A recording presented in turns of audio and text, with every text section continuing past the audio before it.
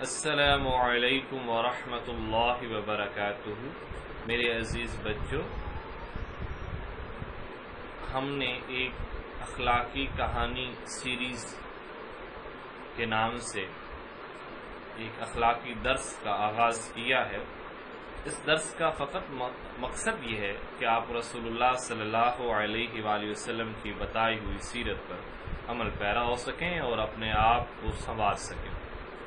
کہانی سنانے کا مقصد یہ ہے کہ آپ اپنے اندر اس جذبے کو پھر سے پروان چڑھانے کی کوشش کریں اور پھر سے ایک نئی امنگ کے ساتھ اور ایک نئے جذبے کے ساتھ اس اخلاق کو اپنانے کی حد ممکنہ تک کوشش کریں، اور انشاءاللہ ایک اچھائی کا راستہ ہے، اور اچھائی کے راستے پر اللہ تعالیٰ کی مدد اور نصرت شامل حال ہوتی ہے۔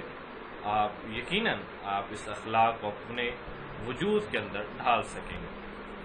آج ایک کہانی علم کی دولت سے متعلق ہے کہ علم ایک دولت ہے، اور علم کی جو اس کو حاصل کرتا ہے، جو عالم ہے، اس کی کتنی قدر و قیمت ہوتی ہے۔ تو پیارے بچوں، رسول اللہ صلی اللہ علیہ وآلہ وسلم نے فرمایا، رب زدنی علما، اے اللہ میرے علم میں اضافہ فرما۔ علم کی حصول کی دعائیں پیغمبروں نے بھی مانگی۔ علم وہ دولت ہے جو حاصل اور خرچ کرنے سے اور بڑھتا ہے۔ عالم کی ہر جگہ عزت و قدر ہوتی ہے۔ علم کے حصول کے لیے چین تک جانے کی تلقین کی گئی ہے۔ علم کی دولت آپ کو جہاں سے بھی ملے وہ آپ لے لیں۔ علم ایک لازوال دولت ہے۔ آئیے اب اسی متعلق ایک علم کی کہانی شروع کرتے ہیں۔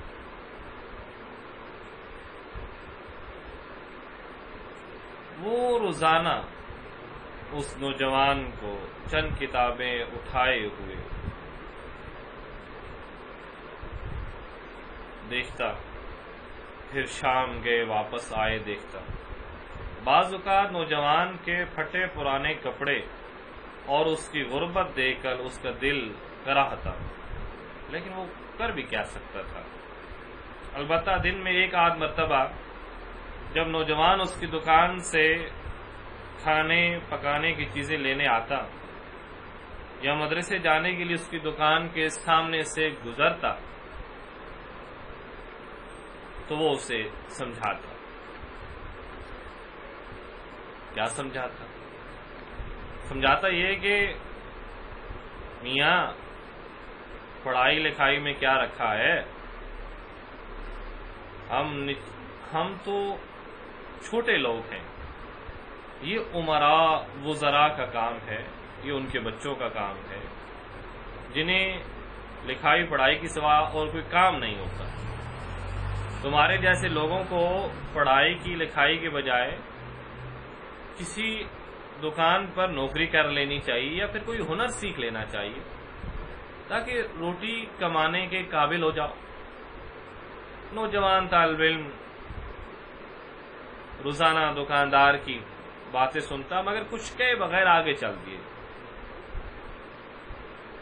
وہ اپنی دھن کا پکا تھا، اس علم حاصل کا جنون تھا اور حد سے زیادہ اس کا شوق تھا، اور وہ زیادہ وقت پڑھائی لکھائی کے کاموں میں صرف کرتا تھا۔ دکاندار کو طالب علم کے اس رویے پر بعض اوقات بہت غصہ بھی آتا تھا۔ وہ کہتا، برخوردار، کیوں خواہ اپنا وقت ضائع کیے کرتے ہو؟ اپنی کتابیں مجھے دے دو، میں ان پر سودا سلف باندھ کر جو ہے لوگوں کو دیا کروں گا لپیٹ کر۔ تم کوئی ہنر سیکھ لو تاکہ کام آ سکے اور ایک کام کے آدمی بن سکو۔ آخر کب تک ان پھٹے پرانے کپڑوں میں گزر بسر کرو گے؟ طالب علم حسب معمول اس کی باتوں کو مسکرا کر مدرسے کی طرف چل دیتا تھا۔ ایک دن دکاندار دکان پر بیٹھا، لوگوں کا سودا سلف کا ایک ہجوم تھا لینے کا، وہ انہیں دیتا جا رہا تھا کہ اچانک یک اس کی نظریں جو ہے گھوڑا سواروں پر پڑی اور وہ اس کی دکان کے سامنے سے جو گزر رہے تھے. اچھا، اب کوئی ان میں سے بولا کہ ارے یہ تو امیر بصرہ کے، یعنی بصرہ کا جو امیر ہے، وزیر ہے، گورنر، یہ تو اس کے سپاہی ہیں، اور یہ یہاں کیا کر رہے؟ گھوڑا سوار اس کی دکان سے آگے چلتے ہوئے ایک پرانے اور خستہ حال مکان کے سامنے جو ہے رک گئے. وہ سب گھوڑا سوار اس سے اترے. امیر ان میں سے جو بڑا تھا وہ آگے بڑھا، اس نے دروازے پر دستک دی اور دروازے سے ہٹ کر اندر سے جواب کے انتظار کا لینے کا جو ہے کھڑے ہو گیا. انہیں زیادہ انتظار نہیں کرنا پڑا. پھٹے پرانے کپڑوں میں ملبوس ایک نوجوان دروازہ کھول کر باہر نکلا. غربت اس کے چہرے سے عیاں تھی. یہ وہی بچہ تھا جو دکاندار اسے ہر وقت سمجھاتا تھا، یہ وہی بچہ تھا. تو غربت اس کے چہرے سے عیاں تھی. گھوڑا سواروں کو دیکھتے ہوئے بولا، جی فرمائیے، میں آپ کی کیا خدمت کر سکتا ہوں؟ اگر آپ مناسب سمجھیں تو اندر تشریف لے آئیے. اب ان جو گھوڑا سواروں کا جو ایک سردار تھا وہ اس نوجوان سے، اس کی بلکہ گفتگو سے بڑا متاثر ہوا، اور متاثر ہوئی بغیر بھی نہ رہ سکا. اس نے نوجوان کی طرف دیکھتے ہوئے دریافت کیا، آپ کا نام اسماعی ہے؟ جی ہاں، میرا نام اسماعی ہے. تو فرمائیے کہ آپ مجھ سے آپ کو کیا چاہیے؟ آپ یہاں کس مقصد سے تشریف لائے؟ تو بھائی جان، ہم آپ سے ملنے آئے ہیں اور ہمارا کام آپ ہی سے ملنا ہے. ہم امیر بصرہ محمد بن سلیمان کا پیغام لے کر پہنچے ہیں، وہ آپ سے ملنا چاہتے ہیں. اب وہ بچہ کہنے لگا، اسماعی کہ امیر بصرہ کو مجھ سے کیا کام ہو سکتا ہے؟ میں تو انہیں جانتا تک نہیں. وہ امیر اور میں غریب، انہیں مجھ سے کون سا کام ایسا پڑ سکتا ہے؟ جناب، شاید آپ کو غلط فہمی ہوئی ہے. امیر بصرہ نے کسی اور شخص کو بلایا ہو. اسماعی نے بے فکری سے جواب دیتے ہوئے کہا، یہ ساری گفتگو ہوئی. اب وہ گھوڑا سواروں کا جو تھا امیر تھا، وہ کہنے لگا،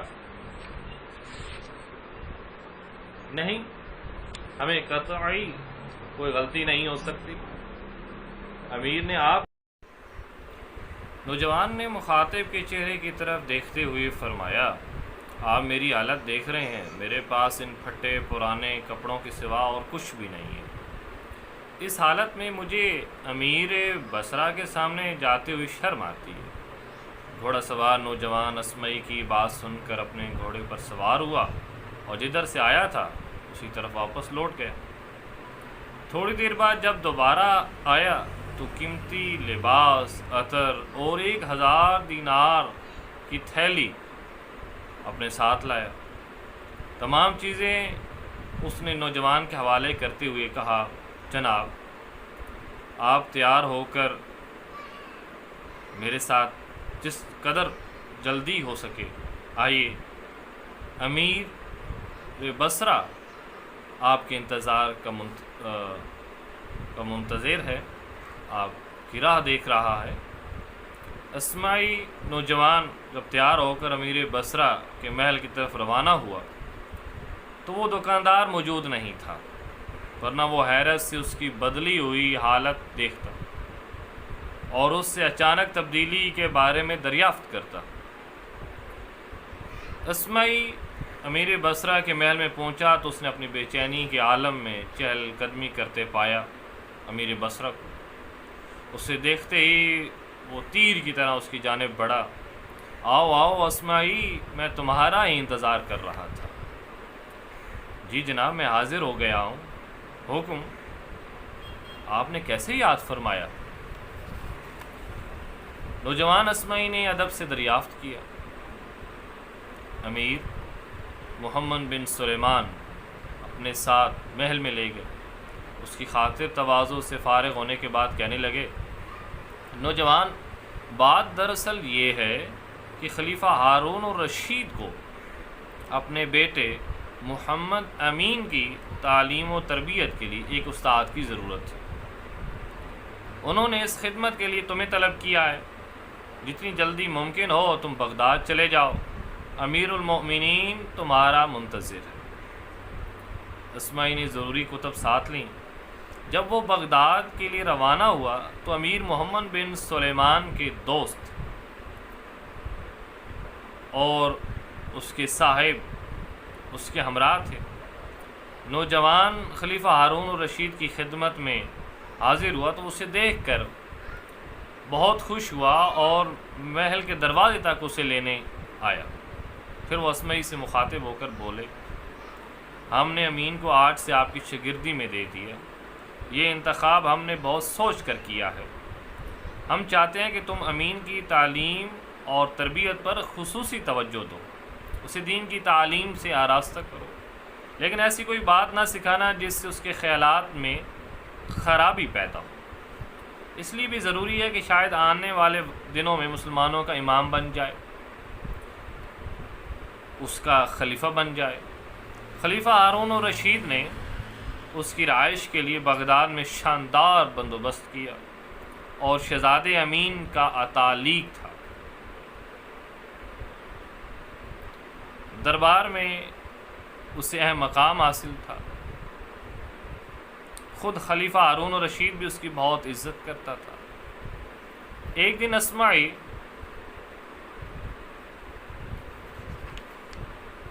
بصرے واپس گیا تو اس کے آگے پیچھے خادموں کی ایک لمبی قطار تھی، نوکر چاکر، گھوڑا، دینار و درہم۔ وہ اپنے پرانے گھر کی جانب رواں دواں تھا کہ اسی دکاندار کی دکان کے سامنے سے اس کا گزرنا ہوا جو اسے پڑھنے سے روکا کرتا تھا۔ دکاندار نے دیکھا تو دوڑ کر اس کے گھوڑے کی لگام تھام لی۔ دکاندار کو اس کے گھوڑے کی لگام تھامے دیکھ کر محافظ ننگی تلواریں لے کر آگے بڑھے، لیکن اسمعی نے انہیں ہاتھ کے اشارے سے وہیں پیچھے ہٹ جانے کا حکم دیا۔ دکاندار حیرت و پریشانی میں اسمعی کی طرف دیکھ رہا تھا۔ وہ گھوڑے سے نیچے اترا، دکاندار کو گلے سے لگاتے ہوئے کہنے لگا، محترم بزرگ، اللہ تعالیٰ کے فضل سے میرے دن بدل چکے ہیں، علم کی دولت میرے کام آئی۔ خلیفہ ہارون الرشید نے مجھے آپ کی دعاؤں کے طفیل اپنے بیٹے امین کا استاد مقرر کیا ہے۔ دکاندار نے یہ بات سن کر اس کا منہ چوم لیا اور دعائیں دیتے ہوئے کہنے لگا، بے شک اللہ تعالیٰ ہر ایک کو اس کی محنت کا پھل ضرور دیتا ہے، اور علم کی دولت دنیا کی تمام نعمتوں سے بڑی نعمت ہے۔ تو میرے بچوں، یہ ایک مختصر سی کہانی تھی۔ امید ہے یہ کہانی آپ کو پسند آئی ہوگی۔ میری دعا ہے کہ اللہ تعالیٰ آپ کے اندر بھی علم کا اسی نوجوان کی طرح ایک جذبہ، شوق اور امنگ پیدا کرے اور آپ کو زندگی میں ایک کامیاب اور کامران ایک آدمی بنائے۔ شکریہ۔ جن بچوں نے اسے سبسکرائب نہیں کیا اسے